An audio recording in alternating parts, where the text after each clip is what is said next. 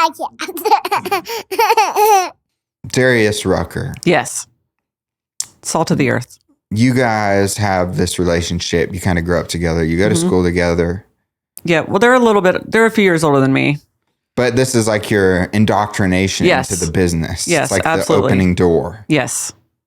Okay. Yes. So their management team at the time had an office in Columbia. So there was a slew of us in and out of there. But, as an intern, which I think still probably holds true to this day with any management company, it was a lot of the merchandise, slinging merchandise, as they say at the time. Although when I was doing it, I was still taking credit cards over the phone. Were you packaging? Oh yeah, packaging, all the stuff. I mean, the day that I started was the first time they played David Letterman, when he was like over the moon about them, and they flew home that afternoon from doing the David Letterman show and played like a hometown show that night, and that was my first day. I mean, it's nuts. Like, how did you feel? Scared, but joyful. I mean, it was intense, but those guys. What was the scariest part? Just not wanting to mess up, not wanting to be in the way.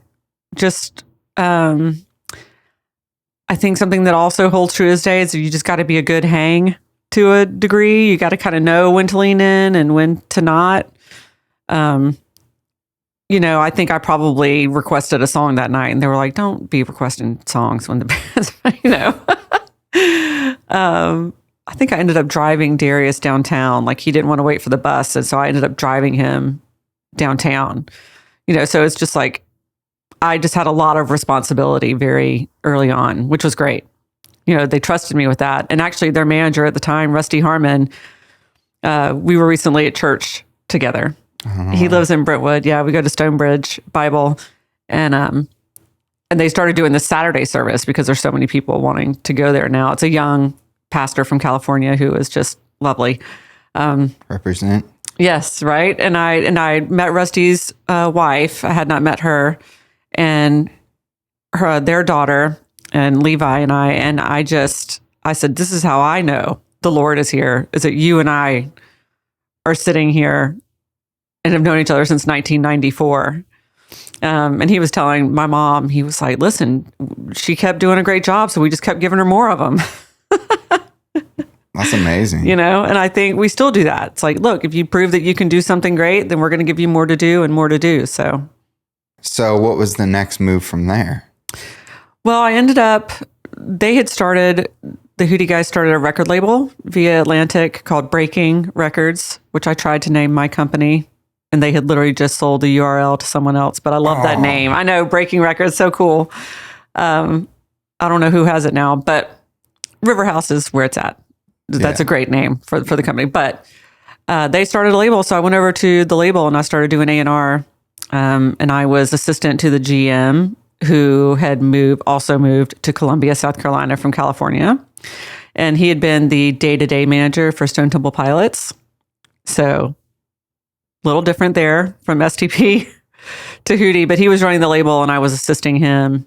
But I was also doing A&R. And I think a lot of people are doing A&R and then someone realizes that you're doing it and then you start getting paid for it.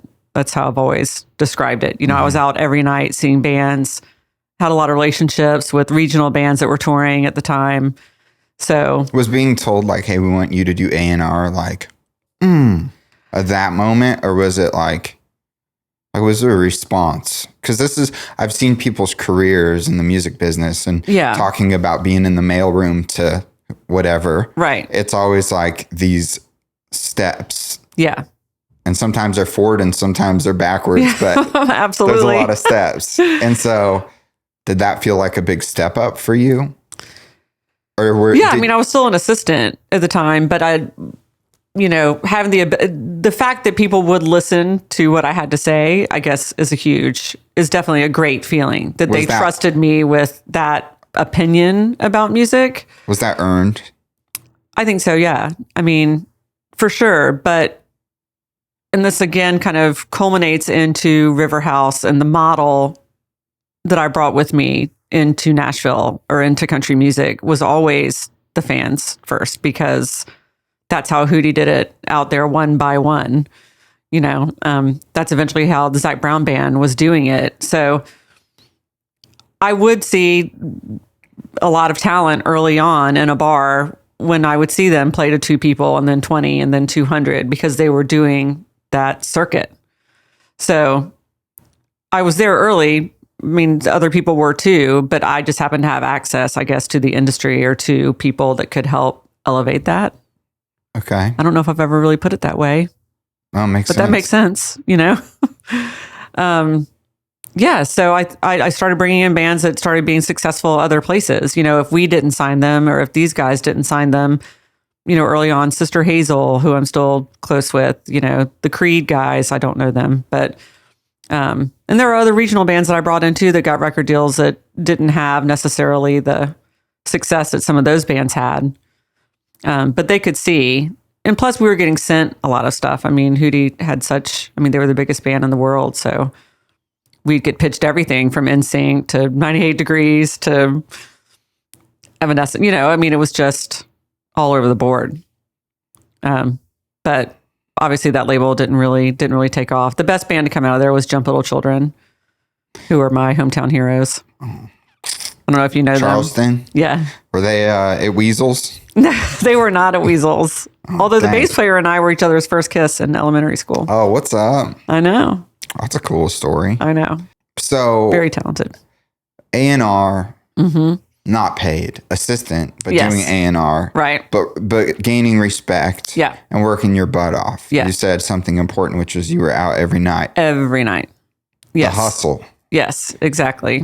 I had 3 jobs my senior year of college. So it was nice when I graduated to just have one job, but it still felt like I had 3 jobs because I was in the office all day or either on the road with the band or out seeing new bands every night. And in fact, Mark Bryan, the guitar player from Hootie, came up with this great program that they would go do an after show, which again, everybody does now. But at the time, I really feel like he is the one that came up with that idea. He's like, we can't have every band in the world open for us. But if there's a band doing great in Gainesville, Florida, like Sister Hazel, well, you can't come open the show, but we'll announce from the stage that we're all going to come see your show after we play. So it'd become like an official after party, as a way to kind of help new artists come up. So that was a really cool time. I can't believe I'm remembering all these things. Well, and the interesting thing is the helping too. Yes. It was like if our label couldn't help him, someone else helps him, which is, we'll probably get to it, but it's one of the things that I just feel like in Nashville is so special is the, like, if I can't help you, maybe so-and-so can help you. Yeah. The networking or like it's the connection. The giving. It's it's like, how can I help you? And I know by helping you and do what's best for you, that'll be good for both of us. Yeah. Yeah, but we'll absolutely get to that. Yeah. So what's your next move as we get to starting a company and all of that? Well, I managed some bands on my own. This was... and where did you live at this point? I moved from Columbia to Atlanta. Okay. And I was managing a band called Squeezebox, and they were a ska band. I called them a rock band with horns. So they wouldn't get labeled a ska band. Good pitch. Thanks. Yeah. Good pitch, right? Yeah. And they did great numbers touring wise. And actually, Breaking Records ended up giving us money to make a record, which was great. But they eventually broke up. They burnt out. I mean, as we've been talking about being on the road, and there were like 7 of them in a van. I mean, that's a lot going on. I eventually wrote Matt Serletic. Do you know who Matt is? He's a producer. I don't think so. So he and his brother discovered Rob Thomas and Matchbox 20. And I think Matt was actually in the band Collective Soul. If you've ever wondered why you see that little Frenchie in every episode of my podcast, it's there for a reason. What I care about here is real conversation, real people, and real human connection. That's why partnering with Studio Bank made sense to me. Their mission is to empower creators. And they say that little Frenchie is more than just a logo. It's smart, active, adaptable, and a natural companion. Sophisticated, but not pompous. Rare and one of a kind. That felt like a real fit for this podcast and this show and what I'm all about. Their whole idea is to be uncommonly modern and surprisingly human. That's a big part of why I'm proud to partner with them. They do not make you feel like a number. You get real people, real support, and a team that actually cares about what you're building, whether that's your business, your family, or your future. They also offer immediate ATM fee reversal at any ATM machine in the entire world. That's why a lot of my friends that are on the road bank with them. Visit studiobank.com or call 615-338-9998. Let them know Stephan Hogan sent you and see how Studio Bank can serve you today. Studio Bank, member FDIC, equal housing lender. So he produced all the Matchbox 20 records. He ended up doing the Santana record with Rob Thomas, Smooth, that won like 8 Grammys. Yeah, that was on that. I remember whole nother that level on the radio. Yes. So that's Matt. And I wrote him a letter. He said he was starting his own record company with Clive Davis. And I said, I want to come work for you. And he was from Atlanta. He's like, well, we're not looking for someone in Atlanta. We're looking for someone in LA. And I said, I'll move to LA. And so I did. In 99, I moved to Los Angeles and did A&R for Matt. I think shortly after... what's his name? L.A. Reid came in. The record label was called Melisma. And we signed a couple cool bands there too. But I was only there for a couple of years before Matt became the president of Virgin Records. And then we all moved to New York. So. Wow. Yeah, that was how much time do we have? Because it's been many years. No, we're getting there. So, yeah. So this is cool. Because we're seeing the progression of your career. Yes. So LA, 2 years. Yep. From 2000 to 2002. And then you see the progression of Matt. Now, what's his next role? Yes. You know what I'm saying? Right. It's like how these things happen. Yeah. So then it's like opportunity, big opportunity, and then brings part of the team or the people that he wants to bring with him to Virgin. Right. So you're like, let's go to New York. Let's go to New York. They made me an offer. I said, let's do it. How old are you at this point? 28. Okay. Because I turned 30 when I lived in New York. Okay. And that was also a very pivotal time. The cool thing was the hard thing was going to LA to begin with. At that point, I could tell everybody in the world I worked with Hootie and the Blowfish, nobody cared. You know, that wasn't like the hip happening thing. And then even working with Matt Serletic, I moved to New York. I work with the biggest producer in the world and nobody cares. I mean, the biggest thing to note going to Atlanta, LA, New York, and then eventually Nashville is that I still had to pound the pavement over and over again. It wasn't like anyone was necessarily giving me a leg up or looking at my resume going, oh, great. You know, but again, we'll get to that. Yeah. But one cool thing in New York is we started working with the Christian side of the business, EMI. Virgin was under the EMI umbrella, and there were a bunch of Christian labels doing great things in Franklin. So I was down in Franklin, Tennessee a lot, working with a young artist named Stacey Erico. My wife listened to that nonstop. Stacey. Well, yes. Well, that album was a lot of A&R done by myself and Dean Serletic, Matt's younger brother. And yeah, that experience, I think, is what eventually got me to Nashville, working with those songwriters, meeting those producers, seeing people. What was your job title? Sorry to interrupt. Oh, like director of A&R. Okay, so we see like you doing A&R. Yes, getting on the album side, not just scouting, not just talent scouting, but actually being in the A&R process. Yes, absolutely. All right, cool. Yes. Yes. So we're looking at the steps, the ladder. Yeah. Yes. And I would love to tell Haley about the song More to Life, because I fought for that song that ended up being a huge, like a top 5 single all over the world for her. And it was actually written by Lucy Woodward, and she was signed to Atlantic Records at the time, and they didn't want that song for her album. And I was like, please let us have it. And she was good friends with Kevin Kadish, who co-wrote a lot of those songs too, who eventually did All About That Bass with Meghan Trainor. But back to Stacey, I was like, I really love this song for her. It's such an uplifting message. And so anyway, they gave this on her and it became such a big song. They finally put Lucy's version out after we put ours out. I know. So, some things stay the same. So you turned 30 in New York. Yes. As director of A&R at Virgin. At Virgin Records, yes. Okay. Here's a question. Okay. So by the time you get there, from being a 13-year-old throwing concerts in a field at Weasel's back in Charlotte, does it feel, do you get there and you're like, man, this feels like such a leap? Or is it all these little steps that finally when you get there, you're like, this doesn't feel that crazy because it's happened so slow? It definitely felt like progress, but it didn't feel crazy. I mean, I knew what I was going to do. I feel like I was one of the only people that knew. I mean, I graduated with a job and I knew exactly what I was going to do. I was never lost, like, what am I going to do now? Like, I always knew what I was going to do. Along this whole path, what was the thing at the end of the road that you had your eyes fixed on?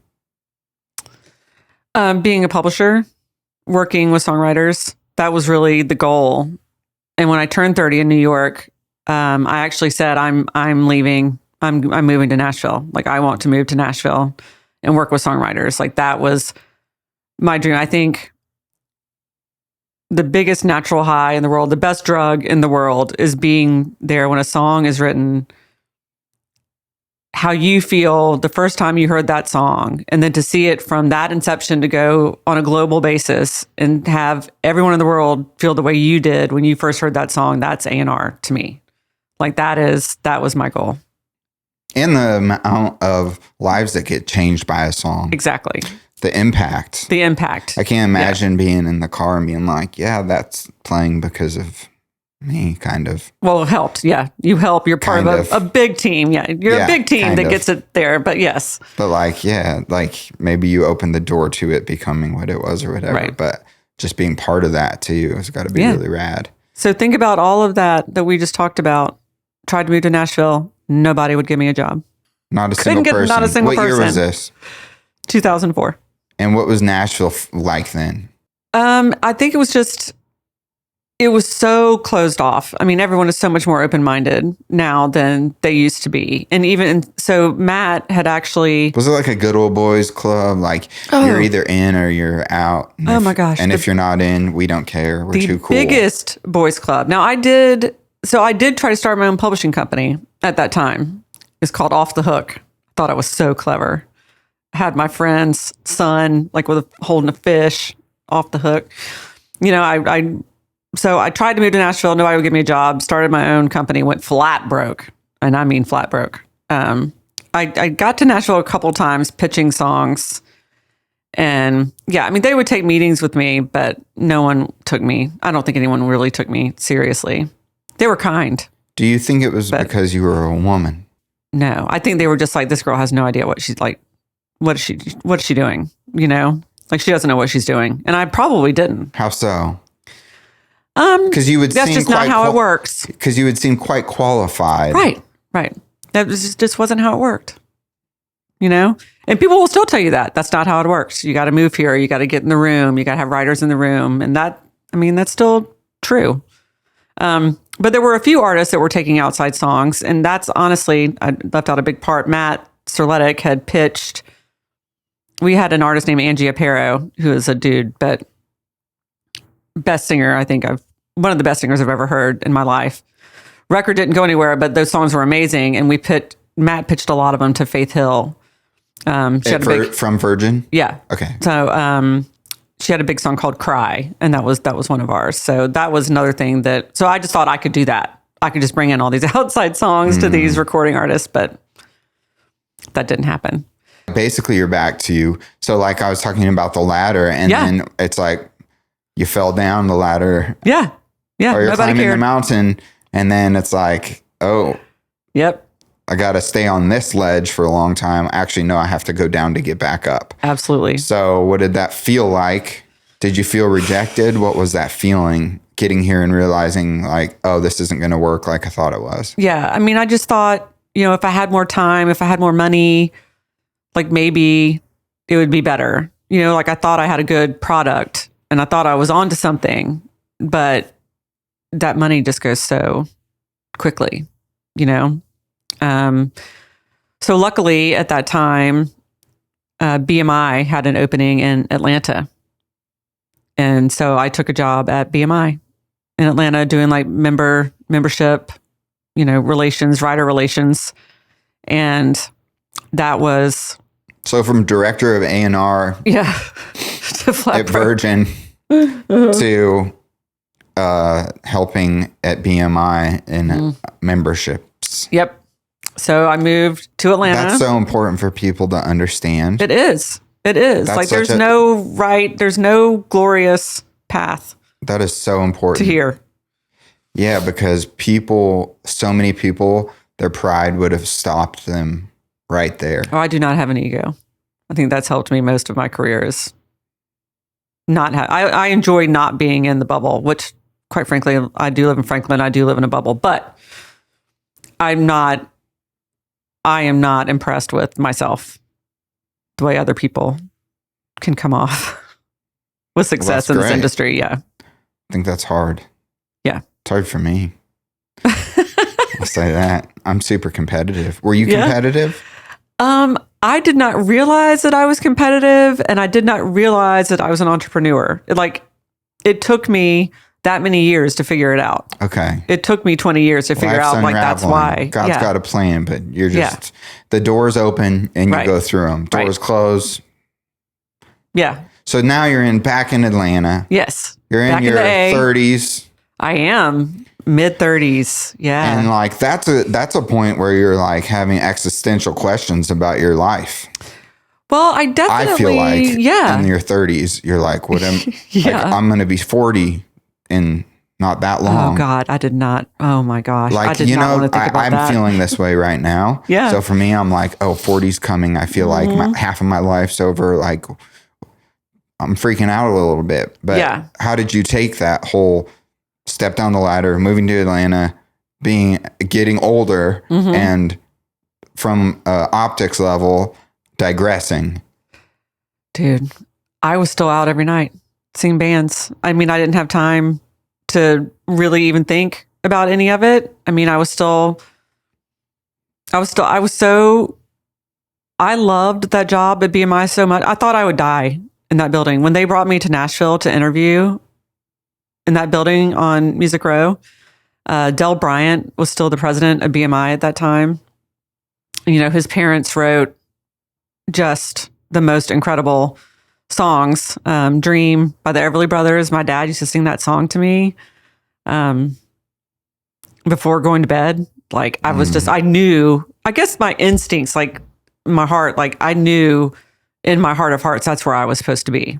So I didn't necessarily feel like I had digressed. I loved it so much. I loved Catherine Bruton, who's headed up that office for many decades now. She was like the queen of hip hop at the time. It was a dream for me. I got to work in country, Christian music, hip hop, pop music. I mean, and this was all at BMI. This was all at BMI in Atlanta. I mean, it was while your role was what? Yeah, just signing songwriters up. Okay. I just brought in songwriters and helped educate them. And you got them you became their PRO. Yes. Yeah. Yes. But they're so BMI creates opportunities at Lollapalooza, at ACL.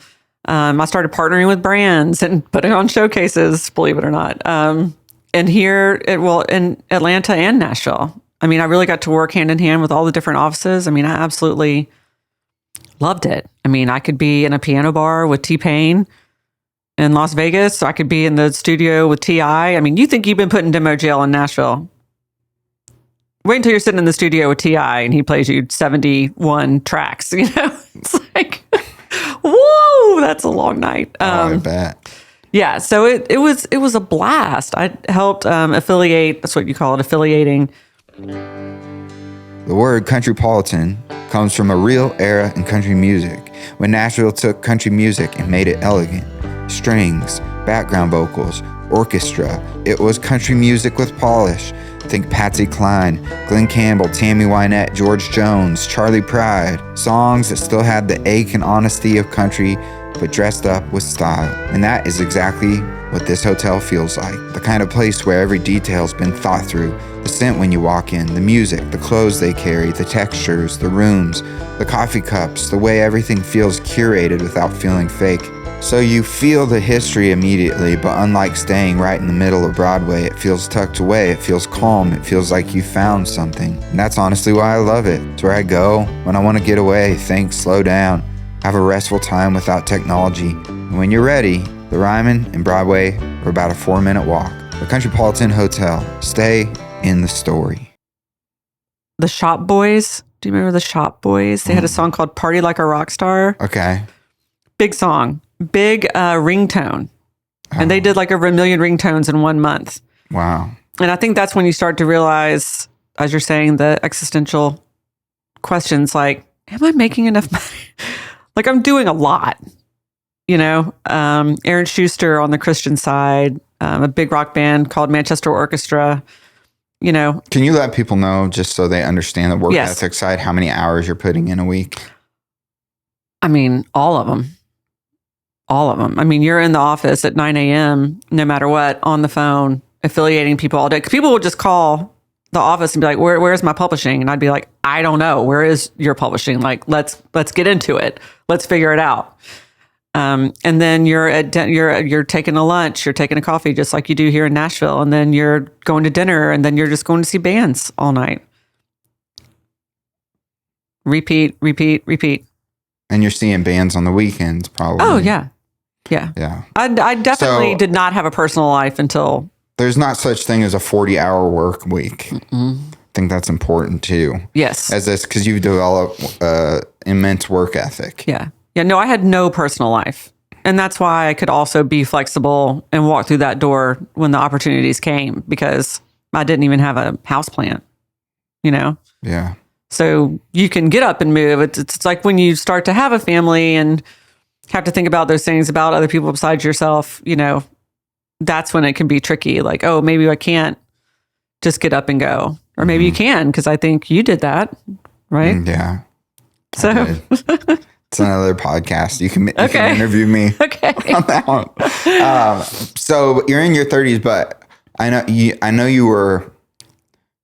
Well, you're not going to believe what happens next. Yeah, I know. I know a huge turning point in your life. So I'm like, we're not getting that far from some things happening. Yes. So at BMI, I mean, the other cool thing about working at BMI is you can be as much a part of the team for these artists as you want to be. Some of them you become very close with. Other ones, it's very admin. You know, it's very much like, let's make sure the songs are getting there correctly. Let's make sure you're getting paid correctly, you know, or you could really be tight with these folks. And I became really tight with Zach Brown and his co-writer Wyatt Drett at the time, because they were just killing the Atlanta music scene. And Zach is eventually how I met my husband. So we'll get to that too. But, you know, when he started to really take off, he made this album with Keith Stegall, you know, The Foundation, and was taking management meetings. And I was like, oh, maybe I should throw my hat in the ring for that. Like, I don't know. And then I was like, nope, I'm going to die here at BMI. Warmest, fuzziest job of all time. Not going to do it. And then he signed with a management company out of LA called Roar at the time. And they called me and said, will you be Zach's day-to-day manager? And I was like, oh, okay. And you hadn't even applied. No. But you considered it. Right. I'd considered applying, and I was like, no, I'm not going to do that. And then they called me. He's like, I want you to. But the warm, fuzzy handcuffs of BMI and Atlanta had you. Yep. Okay. So again, also remember, a lot of these times I'm taking a pay cut. Yeah. A lot of these times I'm taking a pay cut. Going into management, I would imagine. I obviously took a pay cut from Virgin to spending all my money to then taking a job at BMI, and then, another pay cut to go work for the management company. And then I had been there. With a lot of upside. A lot, yeah. Yeah, well, yes, the potential for upside, yes. Potential. But I will never forget Bernie Cahill and Matt Maher. Matt Maher still lives here in Nashville and works at Activist, which is what Roar became. And they still manage the Lumineers and I think some others. I was going to say Michael Franti, but I don't think they manage him anymore. the Dead estate, Dead and Company. Yeah. Very cool company. But yeah, so Zach was like, you should come on the road with us to Florida. We're going to go do one of these jam cruises or like the rock boat or whatever. And Bernie said, Lynn, do not get in that van or the park and fly, whatever it was. He was like, do not get in that van. He's like, you'll never get off the road. I was on the road for 3 straight years after that. In my late 30s. Never got off the road. I was like, Bernie, how did you know this? He was like, because I have experience. Dummy. You got addicted. Yeah. So it was like, yeah, I love telling people it was me and 12 dudes and 2 dogs on a bus on a 9-week radio promo tour for Chicken Fried. What is the most important part of a manager? Or great manager, not good. I'm talking excellent manager. Well, it would be great for them to not have that ego that I was speaking of earlier. I think by nature, women are just a little more nurturing.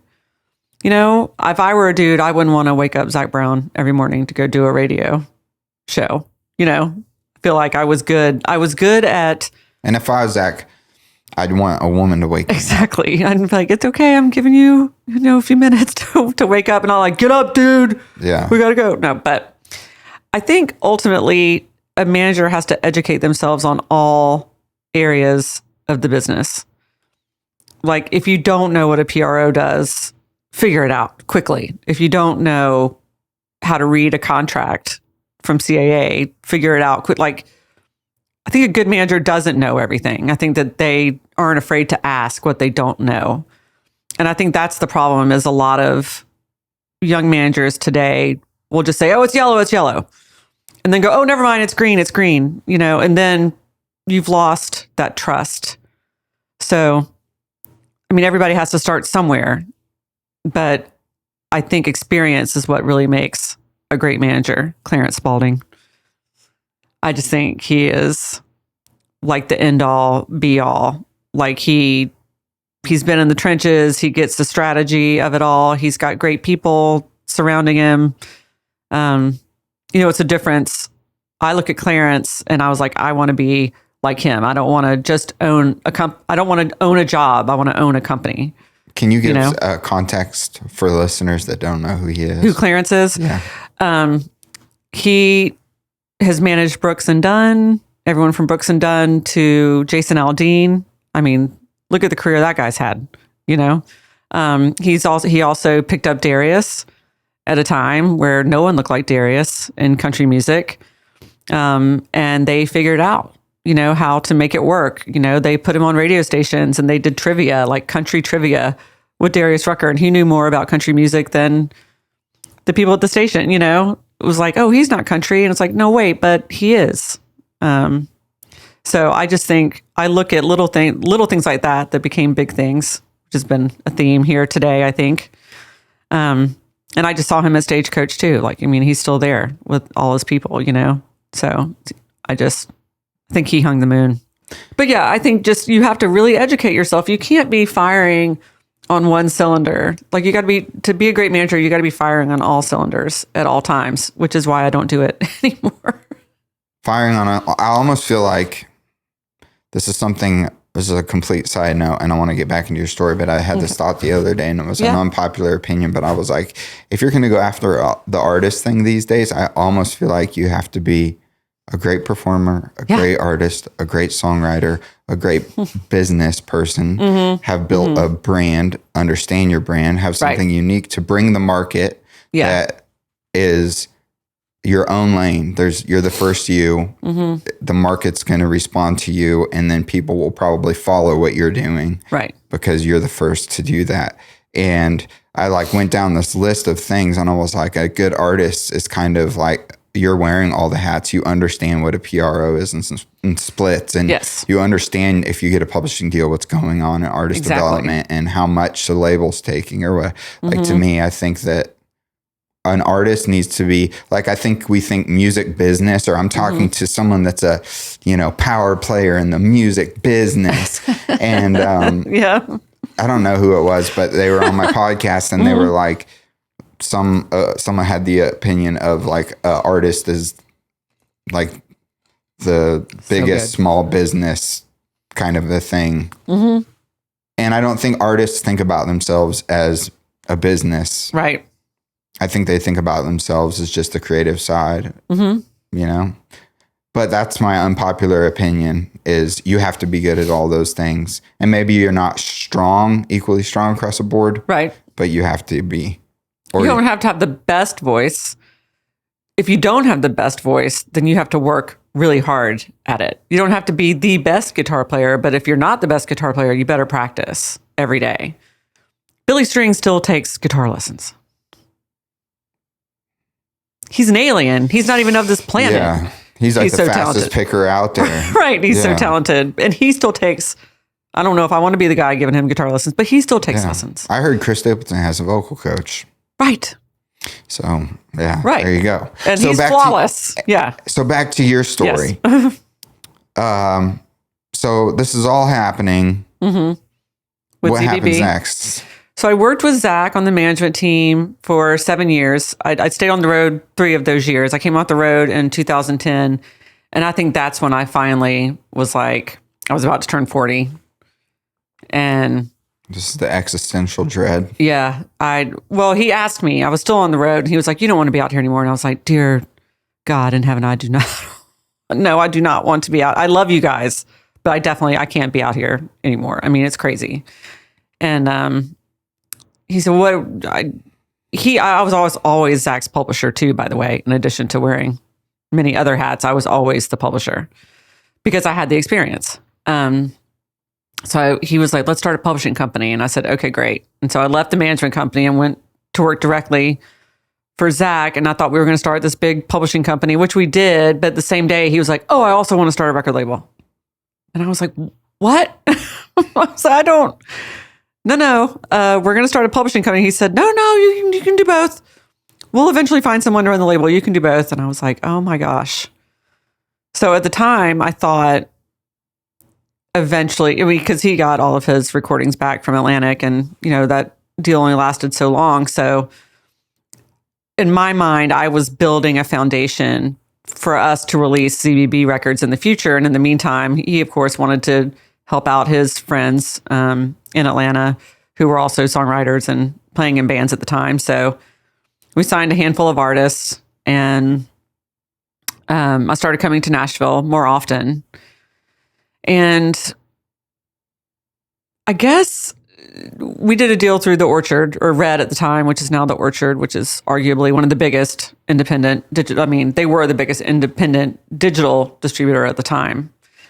So anyway, it was a lot of hard work. It was a lot of fun. I was meeting a lot of people. I was going to New York a lot to meet with the Orchard folks, and coming to Nashville a lot for songwriting stuff. And I eventually just said, Zach, I have to move to Nashville. If you want the scene to succeed, I need to be in Nashville. And so eventually Ken Robald, who's now, was he the CEO or president of Sony Music here in Nashville, came on to run the label. And I became the VP of A&R or whatever in publishing. And finally moved to Nashville in 2013. Almost got us to this decade. Wow. Almost. Yeah, so I eventually moved to Nashville in 2013, and we were still doing Southern Ground. And about a year into that, Zach decided to not do it anymore the way we had been. So everybody got laid off. I got laid off. Ken got laid off. And actually, was that 13 or 14? So this was like 2014. And I actually considered going back to BMI, or I think ASCAP actually made me an offer. And at the time I met Tracy Thomas, who manages Jason Isbell. And she was like, I think they're hiring like product managers over at 30 Tigers. Like, you should come over here and you can help with Jason's label. And, you should meet David Macias. And I said, okay, I'd love to meet David. So I met with David. Again, gigantic pay cut. I mean, half of what I was making before. But I took the job at 30 Tigers. They handed me 8 artists the day that I walked in the door. But it felt great because I knew exactly what I was doing. It was all marketing and distribution. This was still when a marketing plan was actually a marketing plan and not just TikTok. I walked in, I got Jason Isbell, Lucinda Williams, Green Sky Bluegrass, this band called Steelism. It was a duo. Spencer plays Pedal Steel. Thank you, Pedal Steel. Yeah, for Miranda Lambert. He's been playing with her now for like 10 years. But just the coolest, greatest things. You know, you never knew who was going to show up in that office. I mean, like Brett Michaels would be there. You know, Brett Michaels would be there touring one day. Or I got to meet Tom Zutaut, who signed Guns N' Roses and Motley Crue back in the day. You know, it was super fun. Found out I was pregnant. I was engaged and found out I was pregnant just a few months into that job. So it was awesome. I mean, I'd had a... Were you ever planning to have a kid? Yes. Kids? Yes. The motherly instinct actually hit me when I was like 17 years old. I have wanted children my whole life and did not have a baby till I was 41. And actually, I think that's the magic of Nashville.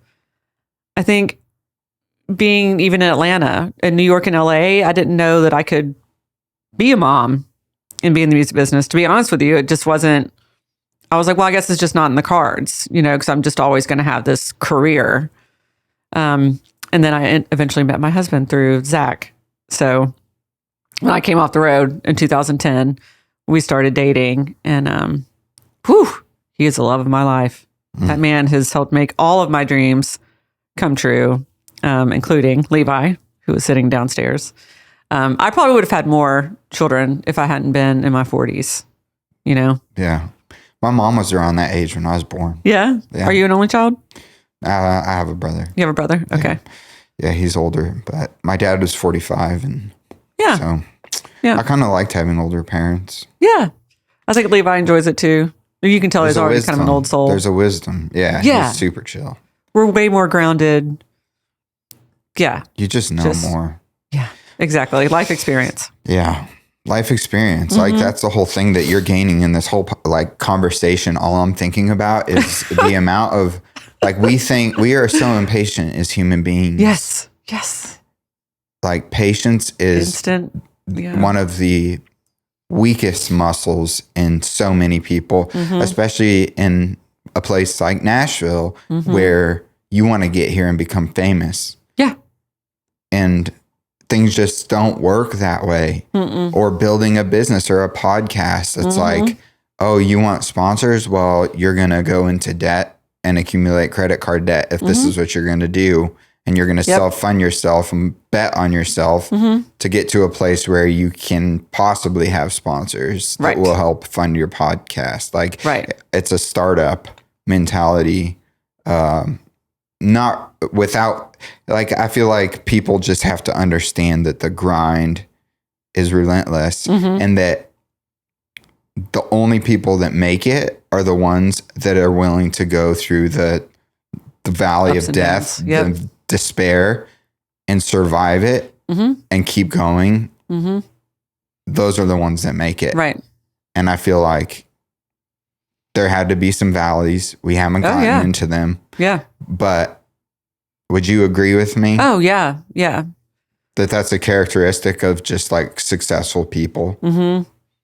I mean, the rejection, I mean, just even like I said, coming here and pitching songs of my own company, just getting told no over and over again. I mean, it's got to be way more difficult for an artist, obviously.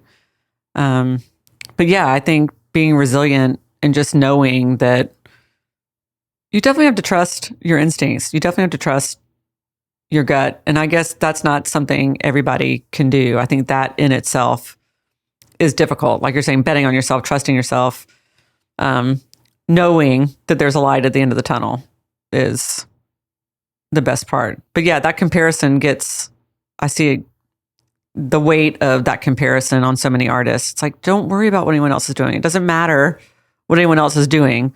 That's so much more, it's easier said than done, of course. Yeah, keep your blinders on. You do you.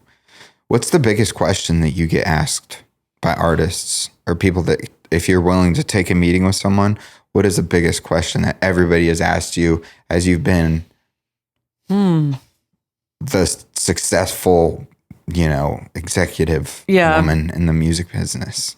I do think people are curious about the financial piece. Like, well, if I had $100,000, I could start my own company too, which isn't what happened. Unfortunately, So you feel like people ask you about money the most? Yeah. I feel like they're like even artists? Oh, no. Like just across the board, artists, songwriters, anybody.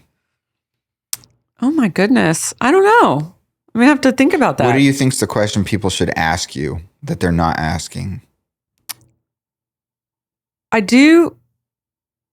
Because I'm thinking about this patience thing. Yeah. And I'm thinking about people often are going to sit with you because they want something from you. Yeah. Like how many people want something from you? It's got to be a lot, right? I feel like it used to be. What I do tell younger executives all the time is the fact that it does take a lot of time and a lot of hard work.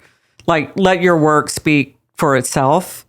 I do tell them about the ups and downs and the peaks and valleys because, I'm like, you don't have to learn everything so that you can finally figure out what it is you want to do. Like you may start out a manager, but you may end up at a label or you may end up at a PRO. Like you may, I guess, how'd you do it? I mean, that's the general consensus. Yeah. And the only way to learn how is to do it. Right.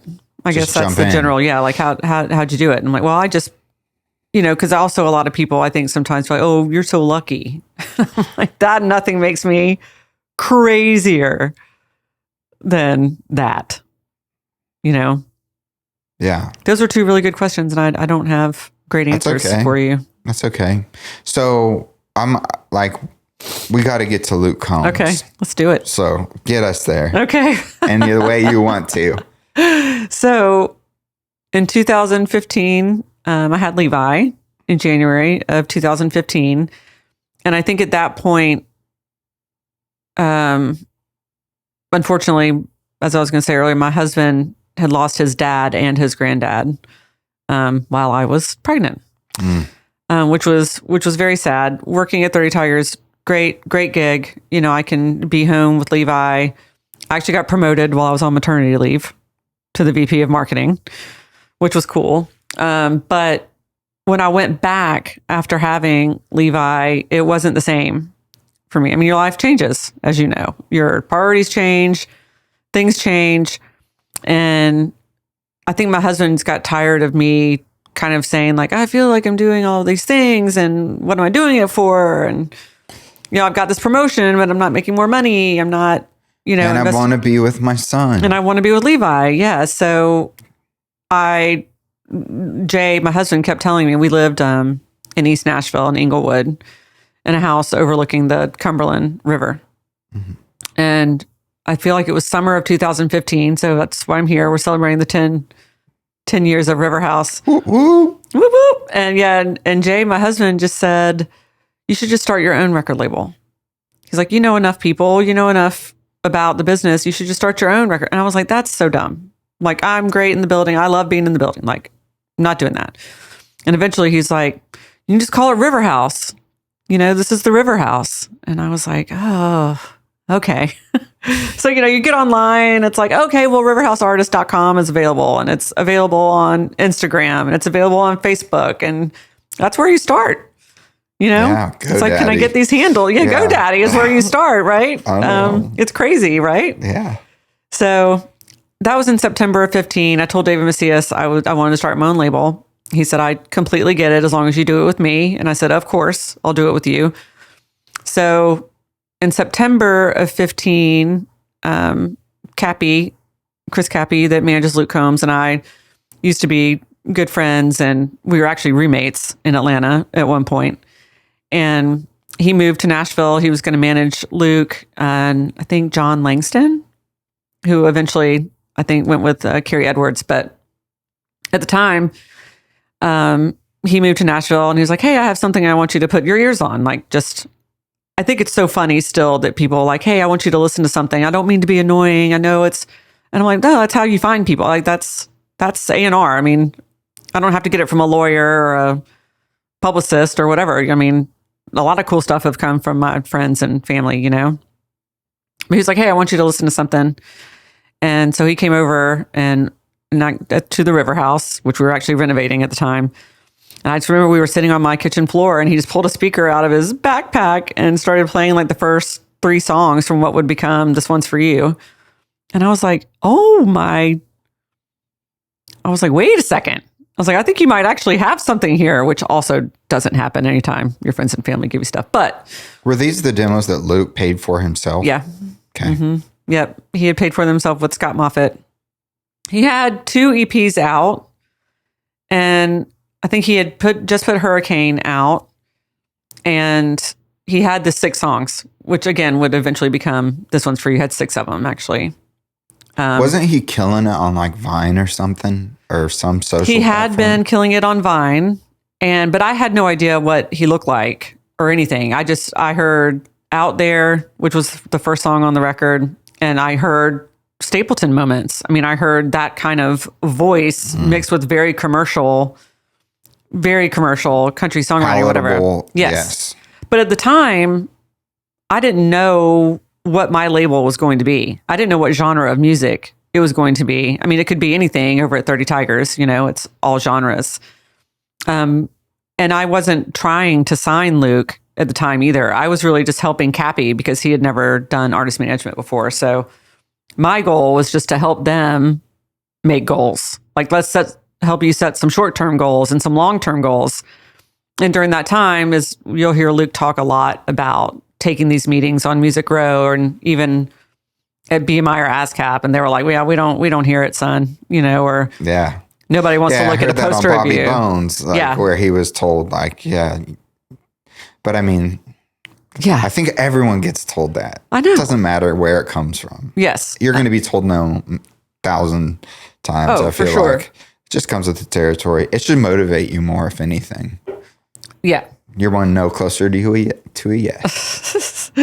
So eventually I think that he was just really discouraged. He had tried out for The Voice. Luke? And they told him that he just wasn't interesting enough to be on the TV show. It was just crazy to me. So when I met him, though, I was concerned for his health. And he did lose, a bunch of weight before he went on tour. Because I was like, look, I mean, you can look at all these great bands. If you're going to be commanding a stage, you're probably going to want to be a little healthier. I was like, I don't listen to music with my eyes. Like, I don't care. I mean, I thought he was cute, precious, adorable, no matter what. But I was like, health-wise, you're probably going to want to be a little healthier if you're going to go on tour the way you think you're going to go on tour, which he certainly has. So anyway, eventually I said, look, guys, I'm starting a record company. I'll sign you. I was like, it's new. It's a startup, but it's at 30 Tigers. You'll have this whole infrastructure from 30 Tigers. And obviously they do great work. It'll be me, introducing you to other songwriters. And, you have this great digital team and this great PR team. And was this just with Luke? Yeah. Just this Luke. Conversation, you and Luke? Luke and Cappy, yeah. Me and Luke and Cappy, yeah. And Cappy was managing Yes. Luke. Yes. And Luke was part of that, was it all the music, or was it like, oh, he's also doing well on the market's responding to his music as well? So it's been market tested on Vine. We know there's an interest. People are downloading or buying or streaming his music already that he's putting out independently. Plus, it's great. Well, that's why I was shocked. So he built the infrastructure. Yeah. I mean, I even called some of my friends that did A&R and I was like, what's wrong with you? I said, if you look at, there was a chart at the time called Buzz Angle. Is that still a thing? I don't think so. I don't know. I've never heard of it. Okay. This was also right after Kane Brown had come out and had a similar model, like was, really kicking off online, but he was also getting playlisted by this amazing man, Jay Frank, at the time, was getting his music out via these passive playlists. So he was gaining a rather large audience being on these passive playlists. When I went to look at Luke's numbers, it was 100% people searching for him. 100% people searching for Hurricane. over 1 million streams at the time. Just 1 million, not 1 million a week, but just 1 million at the time. Not just. I mean, that's a feat. No, but now, we need 5 million a week to... Screw that. Ridiculous. But I was just saying, try to get 1 million streams as an independent artist without a big old team or money. Yeah. That's kind of hard. Yeah. And I don't think he even realized. I don't think either one of them realized. I didn't even know until I researched it. I was like, dude, this 100%, you're not on one playlist. There's not one playlist person that knows who you are. This is 100% your fans searching for you. And they were like, oh, that's good. And I was like, yeah, it's really good. So I think he was seeing some good checks, so he was able to make those 6 songs. So I ended up... I think that was all he had. I think it was like $5,000 or something. Yeah. He talks about it in some interviews, but yeah, he's like, I took all my money I had and poured it into... Put it back in himself. Put it back in the music. Believed in himself. Bet on himself. Yep. So it was awesome. So you have this conversation. Yeah. So are they an immediate yes? No. Nope. Not at all. Not at all. I think eventually... he was like, well, this person believes in me. And the credentials of Zac Brown Band, I think, were probably really attractive. And then having a home and a team of people, I think, was exciting to them. I mean, there was no big advance. I think I offered him a $10,000 advance he didn't even take. Eventually, there's equipment and vans and all of those things that we paid for, in good faith, no problem. But, I finally left 30 Tigers in February of 2016. I wanted to see through this Lucinda Williams project that was very special to me. And so I was done in February of 2016 and he signed in March of 2016 and we finished that record. This One's For You. I think altogether that record cost maybe $50,000 or $60,000. We re-recorded. What was the ROI? Oh gosh, I just spit. I could probably retire now, so that feels good. Off of that 50 G's? Yeah. Still having too much fun, but yeah, we did the first 4 records together. I did hop on the management team for a little while just to help out. Things were moving so quickly.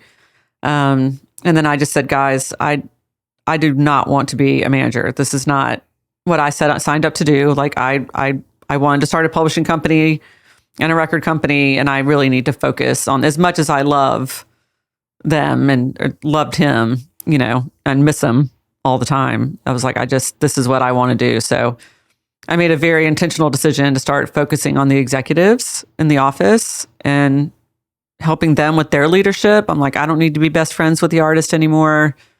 I don't need to be out every night, seeing bands. And you have a family. Right. Because I want to be home. Exactly. So, and it's working. I mean, Zeb Lester was my first employee. And now he's the EVP and we've got a team of 12 and they're just crushing it.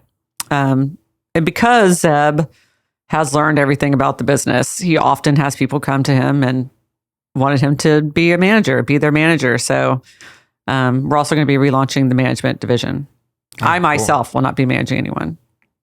But as you said earlier, I'm very much behind the scenes, making sure that shit gets done. Yeah, because mentorship, I think it's so important to have someone that's lived life. You said that. Exactly. That's lived life. Mm-hmm. Because that is you're the resource that is needed for the person that doesn't have the experience. Right. Where you can pour into these folks and be like, absolutely, this is my gift now. Like, I'm able to give back from my experience. Mm-hmm. And it's like, who's the best person? There's a Chinese proverb, and I believe it goes something like this. Who's the best person to ask about the road ahead? And it's the people coming back. Mm-hmm. So it's like, you're kind of like able to do that, it sounds like.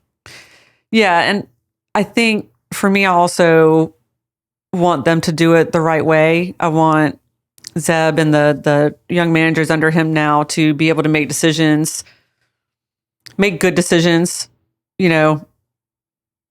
for long-term success. I don't want them to make decisions for artists like based on fear or solely based on finances, which I think gets people in a lot of trouble early on.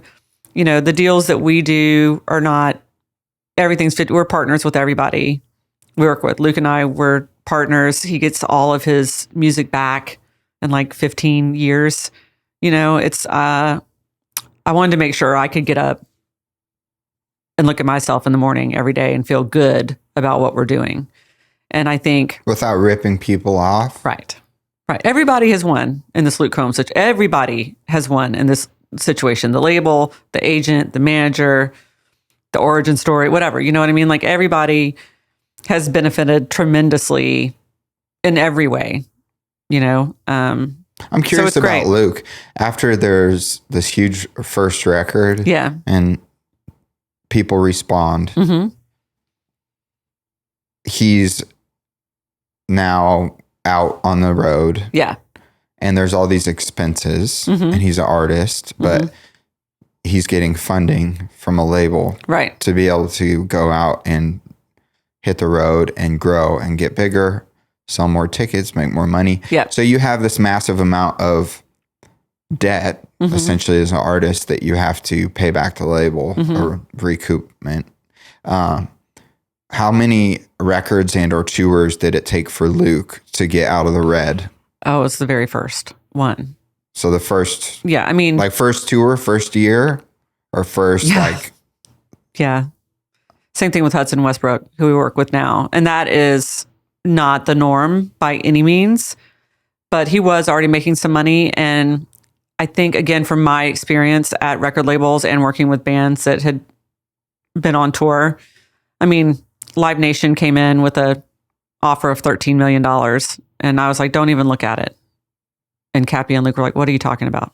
It's $13 million. I was like, don't even consider it. You're not even going to consider it. You know, and I could feel confident saying things like that because I'm like, you're going to make more. You're going to make more money than that. Not that it's not a great offer. It definitely shows that they believe in you, but you're going to make more than that. But you're just going to have to wait, you know? So I think... See, that's a great example. Yeah, he was able to like avoid a lot of the pitfalls and a lot of those decisions because I was there saying it's going to be even better than that. You know, I think it's easy to just take a check and be like, oh, this is great. But then I was like, but then they can do whatever they want with your concert tickets. You know, I'm not bashing them, whatever. No, yeah, it's just Live Nation. We work with them. Any of them. Insert company. Right. But then, you know, let's say you don't sell out a show and they decide they want to put you up on Groupon. Like you're already devaluing yourself. You know, it's just... But you had some that of those deals work, right? Because you saw numbers. Right. You saw recoupment. You saw projections. You understood business. Yes. So you're able to be like, Luke, at this rate, look at this. Like this is the reason why you're going to make more than $13 million right And now. we didn't overspend on the record. We didn't overspend on marketing. We didn't overspend on video. I mean, look, it's a lot easier to put some beard oil on him and put a hat on, you know, than it is for women to have to do $2,000 worth of glam every day, you know? Yeah. So it was easier for him to recoup that money pretty quickly. Yeah, I mean, we just didn't overspend on anything. I would just be like, no, we're not doing that. We don't need a $50,000 photographer. I'm like, if the photographer wants to work with Luke, he'll do it at the rate we want the photographer to work for, you know? Yeah. It's just easy to say we've got to have Danny Clinch do everything or we've got to have, you know, this person do everything. It's like, no, we really don't. Yeah, because the public, I mean, it's one of those things, like, I think about this with recording. At the end of the day, nobody's thinking about what compressor was used. Right. Or what microphone Except you. was used. You might be, yeah. No, some people I'm just saying, like, but the consumer, it's like we see a picture of Luke. We're not thinking about who took the picture. No. We're just like, there's a picture of Luke Combs. Right. Next. Like, I think that the industry side gets more caught up in that stuff. Yeah. And if you don't have a good team that has your back, right, they'll even overspend for you and you won't even know. Oh, that is crazy town. I cannot believe. Yeah, there are some artists that just have no idea. Yeah. Right now, successful artists that have no idea what their managers are doing. And it's terrifying. I hate that for them, but I wish I could help everybody, but I can't help maybe like you said, if this helps one person, then great. No, yes. What makes a good deal in business? I think you have to work with somebody that you trust, and you have to get those percentages. I mean, you have to stick up for yourself. I mean, you really have to be involved to get the best deal. I mean, I think if you can, do a licensing deal with a label and you get everything back and you have a nice budget, and you haven't signed some early production deal where someone's taking 50% for the rest of your life. I don't know. I mean, a good deal is exactly what it is, what the industry standard should be. I don't think managers should be taking 20% from any artist. What should they take? What would be fair? I think 15 is right. I think 15 is a good place to start. And then you're operating at less than that, hopefully. You're operating more at like 11 or 12% eventually.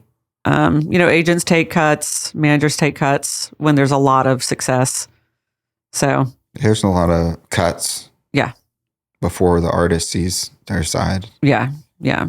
That too. So 10 years. But we didn't even really get into it launched with Luke. Yes. And that just took a rocket ship. Rocket ship after rocket ship.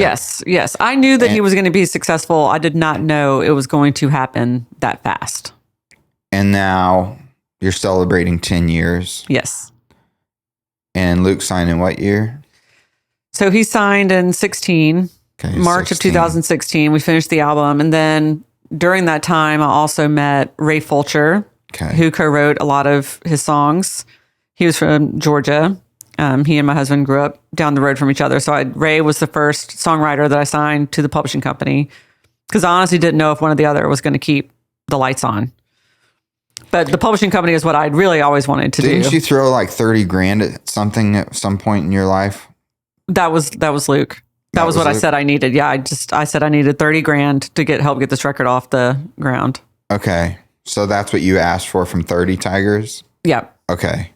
So you were like, I need $30,000 to get this Luke. After he had the music release, or did you re-release the music? Yeah, so he put out the 6 songs in November of 15. And then we finished the album, and we were going to put out in August of 16, but the labels finally started coming back around. So we met with literally every single label. I mean, there were probably 16 labels that we met with.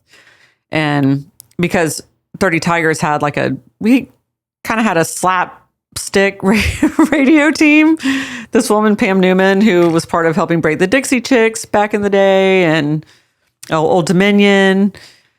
She's phenomenal. But he was already getting some ads at radio. So Bo Martinovich, who was on the radio promo team at Sony, was like, this guy is getting our ads. No one knows who he is, and he's getting our ads. And Ken Robald, who I'd worked with at Southern Ground, was co-chair with Randy Goodman at Sony. So that's where we eventually did a joint venture there with Luke at Sony. And we didn't put the record out, I think, until May of the following year, maybe August of the following year. We waited to put those other 6 songs out. So it was Riverhouse, which is connected to 30 Tigers. No. So we pulled Did you buy yourself out, or how did that work? They got an override. Okay. So that's the thing. 30 Tigers doesn't own anything. Yeah. No, 30 Tigers is strictly label services. Okay. So you can leave anytime you want, but you give them an override. So they got like a 3% override of that record. Okay. Which is great. I mean, they wanted us to stay, but I knew Ken so well, and I knew that we needed a really strong radio team.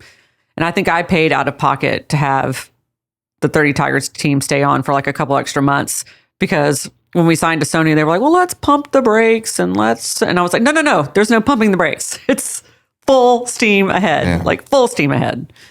It's like, well, we got to I was like, no, this train's, it's already left the station. Like we can't pull back. So those are the kind of conversations that are had. So the JV was also 50-50 with Sony, which was unheard of at the time.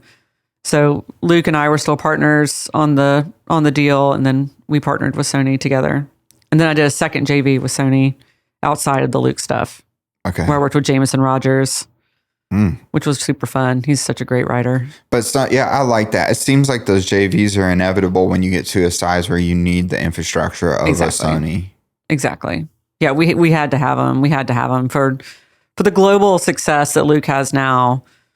We had to, and even he had to change agencies at the time. The agent didn't want to send him to California, and I was like, he's got to go to California. Like, there's more country fans in California than there are California anywhere. Loves country music. I know, and I lived it with the Zach Brown band. I mean, it was nuts.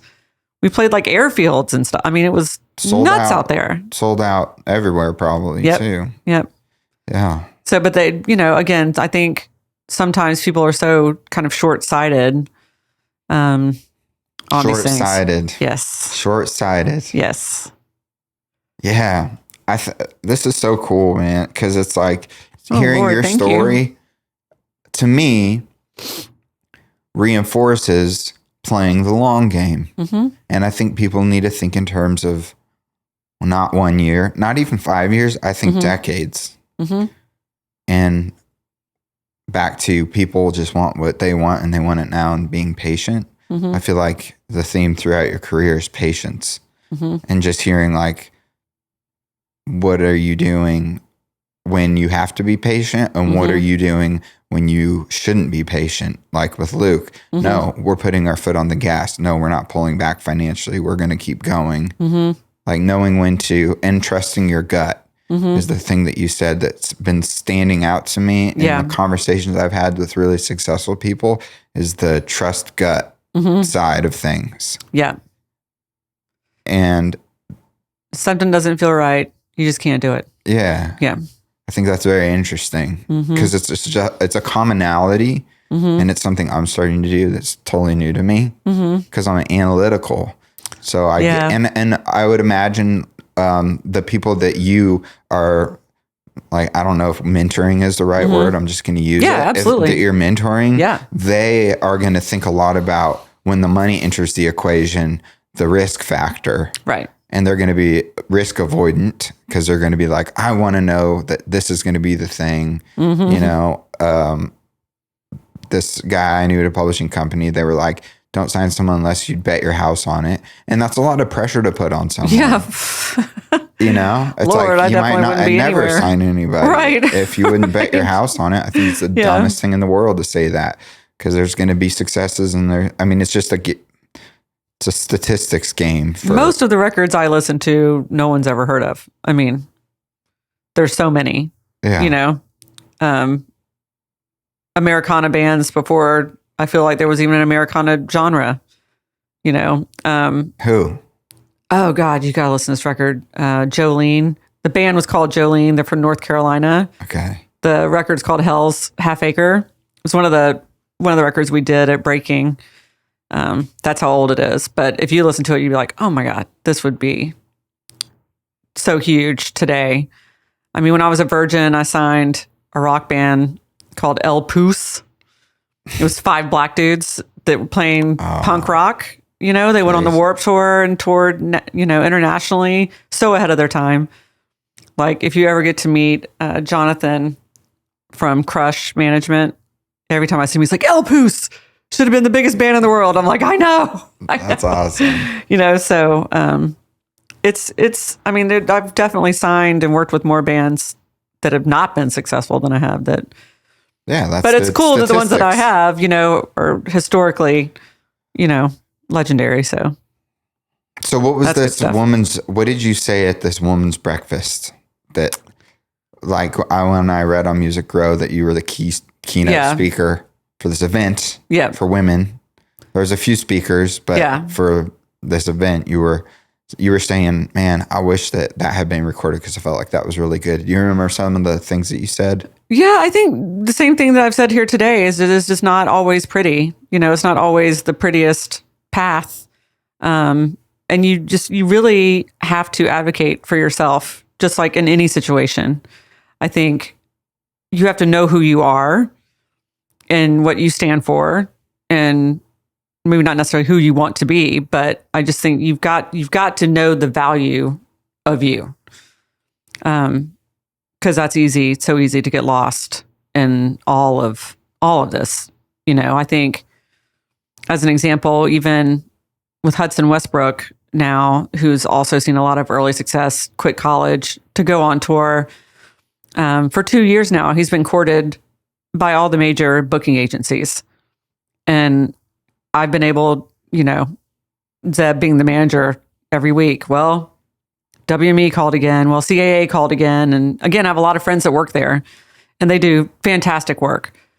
But Hudson has this great independent, agency in Texas. And I know for a fact he wouldn't be on the stages that he's been on so early in his career if he had been at a bigger agency. And even Andrew, it's called Evergreen, even the agent himself will call me and be like, thank you so much for sticking up for me and standing by me and not telling him that he needs to go to this big agency just to go to a big agency.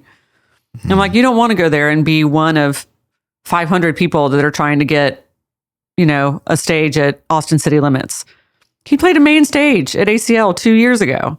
I know that if somebody, and I've told my friend at CAA this, I'm like, that if the buyer had called you and said, who should I put on the stage at this time?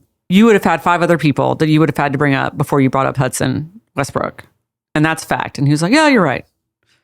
It's like Andrew has spent all this time like building this agency. Why would he just build stuff up for people to leave him? Like it just doesn't, so I think it's conversations like that, just knowing your value and knowing what you can do and what you bring to the table. How do you, knowing your value, I think is one that is hard. Mm-hmm. 'Cause it's easy to be like, oh, this person has an opinion about me. Oh, yeah. Or their opinion really matters because they're that person. Mm-hmm. You know what I'm saying? So where is that intrinsic value? And for you, did you always have it, or was it something that was built over time? It was definitely built over time. I mean, it's hard. It's so interesting. I've been so ingrained with the artist from such a young age that I've just always been an advocate for the artist. I mean, just throwing band parties, like we talked about since I was 13. Like I've just always been friends with the artist. And I think that's why managers are sometimes so powerful, because they're the ones that are supposedly closest to the artist, But yeah, I mean, I think you got to build that confidence over time. I mean, after my time with the Zac Brown band, being able to use all of that knowledge in the Luke Combs world was like the best feeling. It was such a great feeling. It's like, oh my God, I actually know what I'm talking about. I actually know these executives and I know these players and I know these things. And a good example of that, working with Carla from Saks PR, she was Luke's PR person. And we had this goal of him doing SNL, during Grammy voting time. These are the things you have to think about. And she said, well, I think they're going to go with a rock band.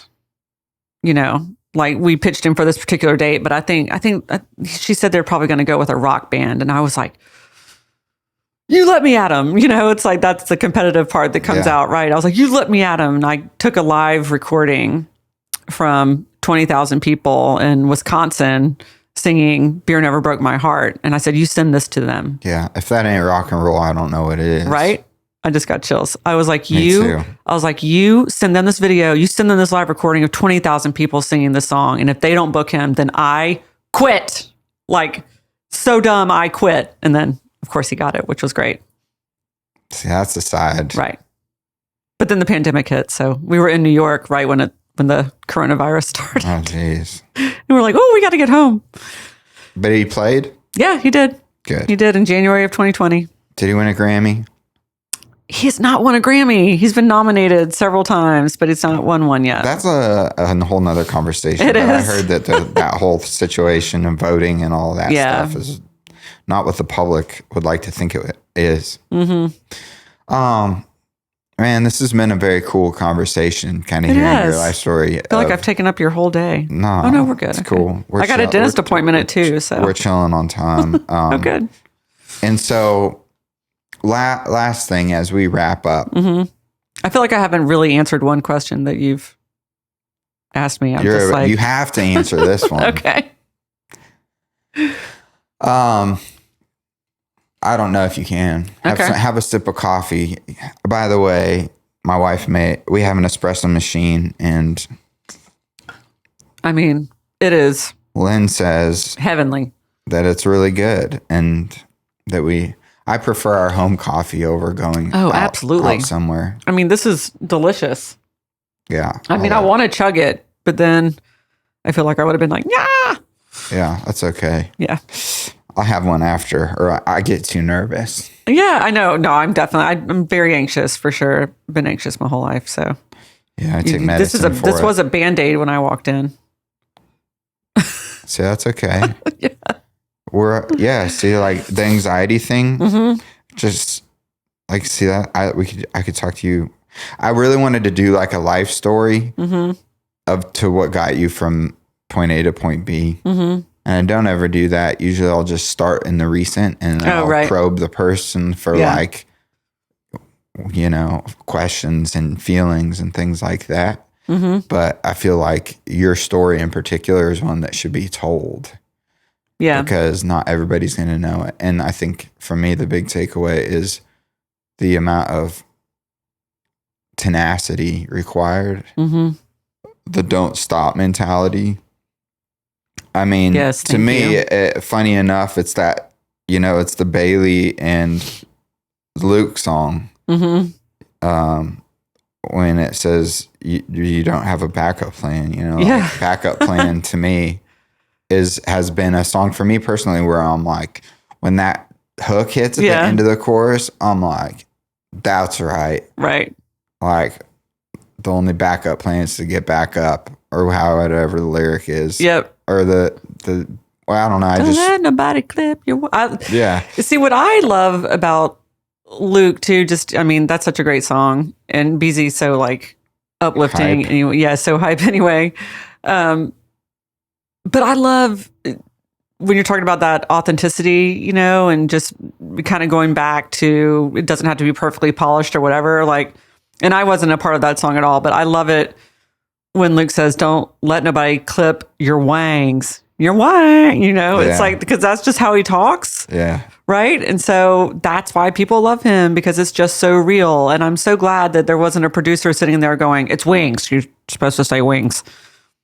Like that's the cool, that's the stuff, so that's the magic. That is the magic. Mm-hmm. So, all right, as we wrap up, here's my final question. Okay. I'm thinking of a few things. Okay. If I asked you what the biggest accomplishment of your life is, I think you would say your son. Of course. Your family. Yeah. So I'm not going to ask that one. Okay. And I feel like saying, what's your biggest piece of advice is too generic. Okay. Okay. But if you had one person sitting here and they got to only receive one piece of advice for their entire lives, and let's say that they are like you or like I at a young age, like they just wanted to be an entrepreneur, or they wanted to do the thing or work in the music business or be an artist or whatever. What is the North Star that has remained a North Star, or that you could go back and tell your younger self, this will be your North Star, that'll keep you on the road through all seasons of life, through the winter and through the spring and summer? Yeah. What are you going to tell that person that is like, all right, I'm going to hold on to this thing and put it in my pocket, and it's there until I'm 80. Right. Well, I guess without also sounding generic or just spouting off a cliche, because I do love a basic cliche. I mean, I think to just listen, to be a good listener, to be a sponge, you know, that old saying, you know, if you're the loudest person in the room, like that ain't it. You know, I just think you really have to listen and pay attention to how you're feeling. Just pay attention to what you need. I don't want to say ever put yourself first, because I literally never put myself first until 5 years ago, I feel like, you know. So I would say to just be a good listener, to just shut up and listen. Just shut up and shut listen. up and listen. That could be the podcast title. Yeah. Lynn Oliver-Cline. Yes. You've been amazing. Well, thank you. I don't know about that. Again, I don't feel like I've answered any questions. Congratulations. All I did was talk about myself. Thank you. On 10 Feels years. Good. Yes. And I don't know what the next 10 years has in store. Your son will be 21. Oh, yeah. Crazy. I was driving a dog bus the last few weeks. A dog bus? Yeah, I met this amazing lady that picks up dogs on a school bus and takes them to the park. That is amazing. Yeah. So you're driving the bus? I did drive the bus for her once. Yeah. Wow. But I mean, I'm not going to do it anymore, but that's what I see coming up in my future. Driving dog buses. A lot of pickleball. Switching gears. Yeah, a lot. It's switching gears. Yeah. I mean, I've been working a long time, so yeah. And I love it. Still having fun, but I also love watching the next generation do it. Yeah. So, and I love that you poured so much of your story into this, and hopefully all you out there listening enjoyed today's episode. Please share it. My thing is like 50-ish% of the people subscribe to this podcast or listen are not subscribed. So subscribing is your free gift to the podcast. Yeah. And we want to keep getting on amazing guests like today's guests. Lynn, thank you. Oliver-Cline, and you've been so amazing. And for folks Anytime. that are out there that want to maybe listen to some new records or whatever, what should we listen to? Well, particularly on Riverhouse, also for our 10-year anniversary, Lance Houston, our GM, he actually came to us from iHeartRadio, and he launched Riverhouse Radio. What? On the iHeart app. It's so fun. It's so cool. He does like all the Riverhouse Radio, like all the liners, and there's like stories from the artists on there. That's sick. I know. So that's been super fun. I've enjoyed sharing that with friends and family, and hopefully it'll catch on because it's such an eclectic, Riverhouse Radio. Yeah, Riverhouse Radio. Cool too. And the iHeart app. We need to get that on Sirius XM. Yeah. Riverhouse Radio. No, I know we do need to get on Sirius XM. But yeah, it's cool. Right now, only available on the iHeart. But that's awesome. Yeah, I mean, I still love discovering new artists. Me and Kent Earls, actually. And you've had Kent on here, right? He's my neighbor. I like Kent. Yeah. I went and hung out with him after the podcast the that next Monday. Oh, fun. Yeah. He and Martha and their whole family is so great. And we're neighbors. And we have another neighbor named Matt Jokey who works with the, I guess it's called the Liberty Bowl down at the Music City Bowl. And so we've been judges for this thing called Voice of the Bowl for the last few years. Like instead of asking Dirk Bentley or someone to come do the national anthem on New Year's Day, or it's a little bit before New Year's Day, New Year's Eve, the Music City Bowl.